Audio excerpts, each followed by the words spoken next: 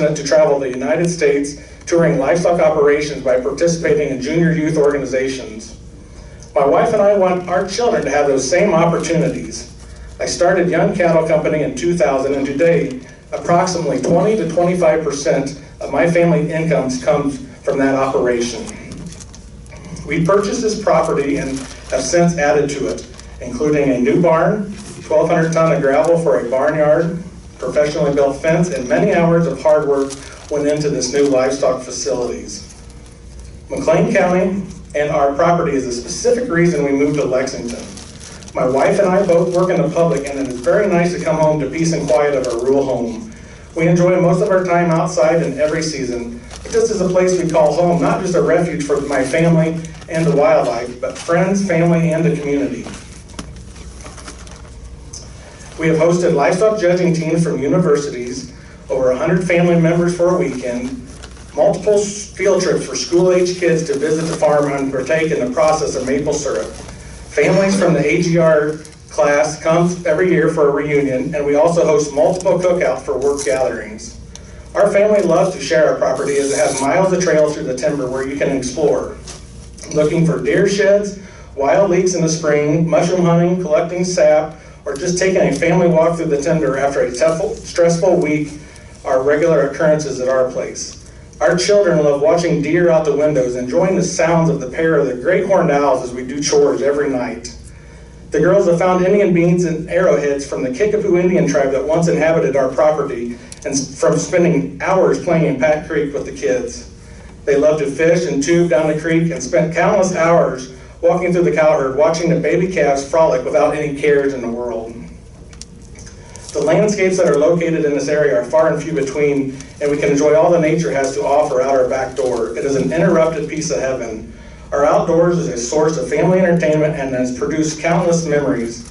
It is stated in the application the proposed special use will not be injurious to the use and enjoyment of our other property in the immediate vicinity for purposes already permitted or sustainably diminished property values in the immediate area. Our family has invested a lot of time, money, sweat, and tears into this property we call our home. Will the applicant purchase my property because we can't use it for intended purposes? Can my family use our property as we use it today? Will the low-tone, drowning noise impact the ability of our family to enjoy the property as we've done the last 5 years? These are questions I know will not get an immediate response, but that is why it is very important to move turbine 65 to the proposed site. In section 2.5, the application number 1 states the proposed special use will not be detrimental to or endanger the health, safety, morale, comfort, or welfare of the public. So should my wife and 7-year-old daughter stay inside or have to leave the property because they are afraid to enjoy the outdoors because they do both suffer from migraines? When they are down and out with a migraine and then they need it to be completely silenced, that they will be able to take refuge in our home without the sound of turbines reaching beyond our walls? Our household is listed at 43.9 decibels at our house. The applicant should also take these readings at property lines and not at the house. Why shouldn't my 7-year-old daughter not enjoy her fishing spot that is only 1,000 feet away from turbine 65? Who knows how loud it is there? These readings need to be taken at property lines. In conclusion, please go to slide 3, because I want to bring a face to a lot of these issues we've talked about. In conclusion, our property is very unique acres, 18 acres tract of timber and 18 acres of pasture that is very rare in central Illinois. Our property has timber and grasslands that connect to the Mackinac River to the south. The only problem is over 3/4 to a mile away from the Mackinac, therefore it is not protected by the IDNR setback of a half mile, a guideline that the applicant has stated that they would follow. This is sad as turbine 65 only sets 1,000 feet from our timber, and displacement of wildlife is a big concern. IDNR made recommendations for a reason, and the applicant is not above that. And why should we follow the recommendations? And should follow the recommendations. Turbine number 65 sits on a 240-acre tract of land and has no issues why it can't be moved. Our property should not be at the risk of being devalued. Our lifestyle should not be outside, should not be affected, and most importantly, the health of my family should not have to suffer. Should the zoning board decide to approval of this wind farm, They should also mandate moving turbine 65 to the recommended location or eliminate it from the project. Invenergy has stated at the public hearings that they want to work with the public to see this project pass. It is possible to work together to protect what God has given me, my family, including our lifestyle and our property. Thank you. Mr. Young, did Yes. you want your PowerPoint presentation to be admitted into the record? That would be awesome. Okay. As neutral. Okay, neutral, okay. Yeah. We'll call this neutral exhibit number 6. Questions on the board?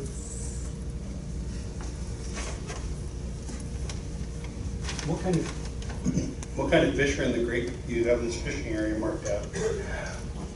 I am the beef person of our operation. My wife is a fishing person specialist.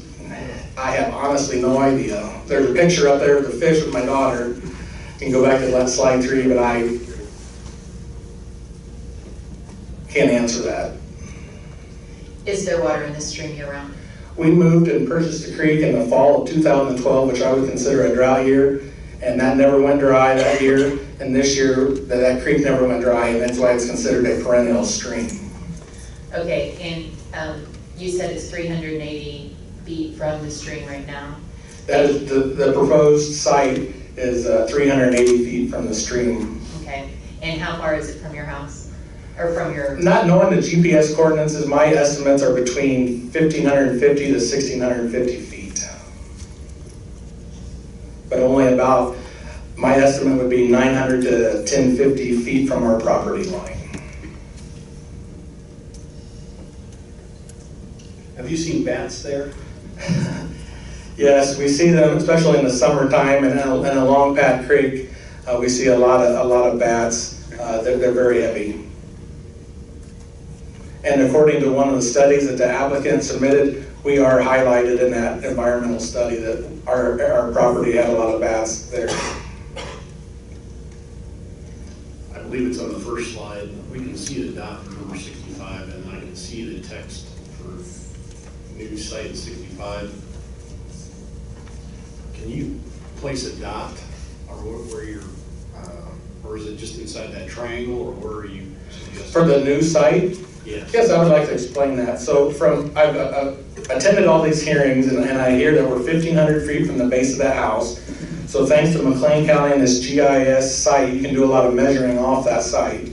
So from that property just to the south of that proposed site, we're about 1,600 feet. So that line at an angle is about 1,600 feet. The measurement is 500 feet off the perennial stream, and then I believe that the applicant's rules are 1.1 times the feet setback of the tower, so that'd be 550 feet from a landowner that's not participating. So that triangle would be a new proposed site, and it would meet all 3 of the requirements. I agree, it would meet all those requirements. Are you also aware that the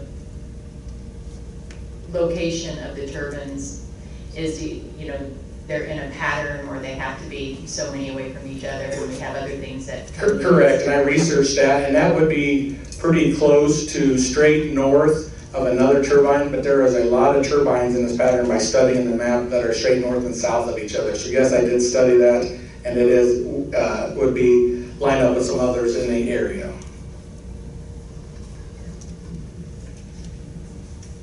Have you contacted Invenergy to talk about that? You bet. Back in September, so I try to be educated on everything I do before I get up and speak. Back in September, I walked into the Lexington office, and there was a young lady working there, and I apologize, I don't know her name. But she let me take pictures of the property that was signed up. They did not have any turbine sites at the time, they just had the maps at the location. So that was my first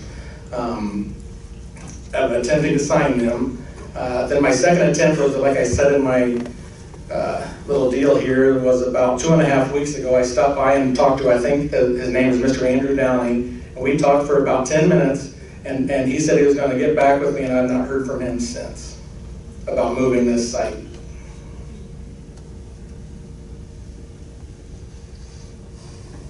Thank you. You're welcome. And there's no neighbors or anything to the east of this? No, there is would be another 240 acres. There's no house for another on the east of that for another, wow, probably 2 miles to the east. Thank you. Thank you.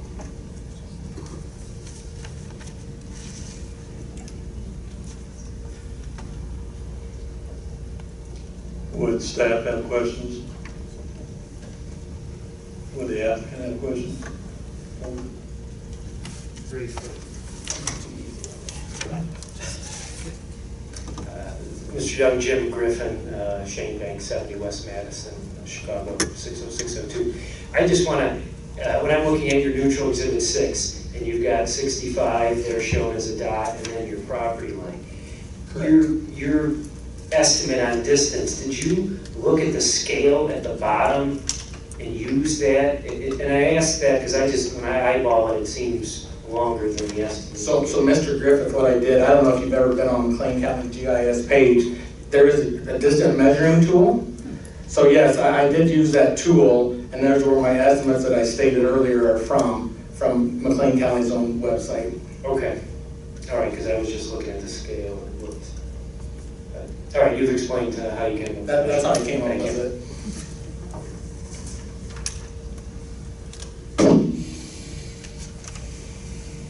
Would anyone in the audience like to ask questions of this witness? You're lucky we got it. Thank you. All right, thank you. Thank you, board members.